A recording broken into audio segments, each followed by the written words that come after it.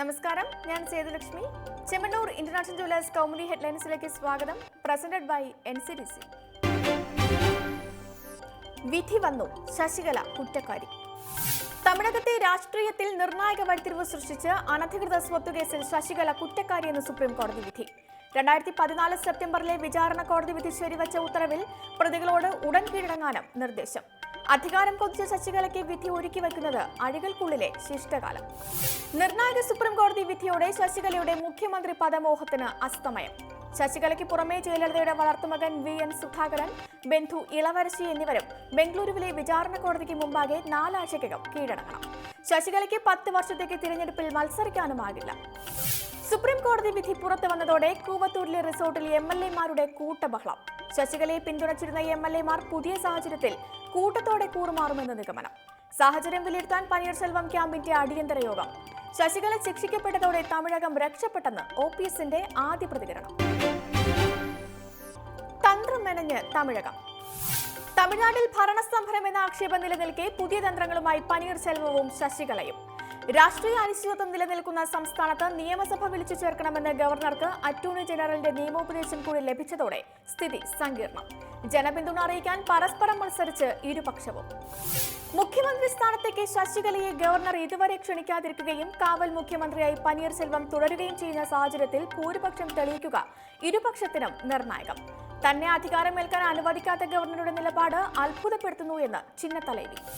അതേസമയം DMK MLA-മാരെ തടങ്കലിൽ വച്ചിരിക്കുന്നു എന്ന ആരോപണത്തിൽ മദ്രാസ് ഹൈക്കോടതി വിധി ഇന്ന്. പൊതുപ്രവർത്തകൻ ട്രാഫിക് രാമസ്വാമി സമർപ്പിച്ച ഹർജിയിൽ നേതാക്കളെ എത്രയും വേഗം മോചിപ്പിക്കണമെന്ന് ആവശ്യം. കോടതി ഇന്നലെ പരിഗണിച്ച ഹർജി വിധി പറയാൻ ഇന്നത്തേക്ക് മാറ്റിവെക്കുകയായിരുന്നു. കിരാതന്മാരെ തിരഞ്ഞു.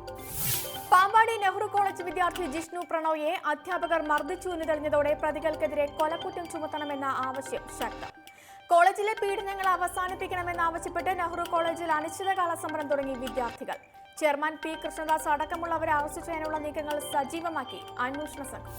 വിദ്യാർത്ഥി സമരം ഇന്റേണൽ മാർക്കിന്റെയും അച്ചടക്കത്തിന്റെയും പേരിലുള്ള പീഡനങ്ങൾ അവസാനിപ്പിക്കുക, അക്കാദമിക് വിഷയങ്ങളിൽ മാനേജ്മെന്റ് ഇടപെടാതിരിക്കുക തുടങ്ങി 10ഓളം വിഷയങ്ങൾ ഉന്നയിച്ച് മർദ്ദിച്ചു എന്ന് തെളിഞ്ഞതോടെ കോളേജിൽ ഇടിമുറിയുണ്ടെന്നതിന് സ്ഥിരീകരണമായെന്നും വിദ്യാർത്ഥി സംഘടനകൾ.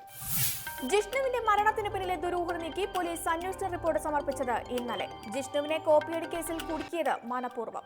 പ്രതികാര നടപടി മാനേജ്മെന്റിനെ വിമർശിച്ചതിന്റെ പേരിൽ. പ്രിൻസിപ്പൽ എതിർത്ത ഈ നീക്കത്തിന്റെ സൂത്രധാരൻ ചെയർമാൻ കൃഷ്ണദാസ് എന്നും അന്വേഷണ സംഘം. പ്രതികളെ ഉടൻ അറസ്റ്റ് ചെയ്യുമെന്നും വിശദീകരണം. ഉത്തരം തേടുന്ന ഉത്തരദേശം. ദേശീയ രാഷ്ട്രീയം ഉറ്റുനോക്കുന്ന ഉത്തർപ്രദേശിൽ 2ാം ഘട്ട വോട്ടെടുപ്പ് നാളെ. സമാജ്വാദി പാർട്ടിയുടെ ശക്തി കേന്ദ്രങ്ങളിൽ നടക്കുന്ന വിധിയെഴുത്തിൽ പ്രതീക്ഷയോടെ അഖിലേഷ് രാഹുൽ സഖ്യം. കലങ്ങിമറിഞ്ഞ രാഷ്ട്രീയ സാഹചര്യങ്ങൾക്കിടെ ഉത്തരാഖണ്ഡും നാളെ വിധിയെഴുതും. വോട്ടെടുപ്പ് 70 മണ്ഡലങ്ങളിലേക്ക്.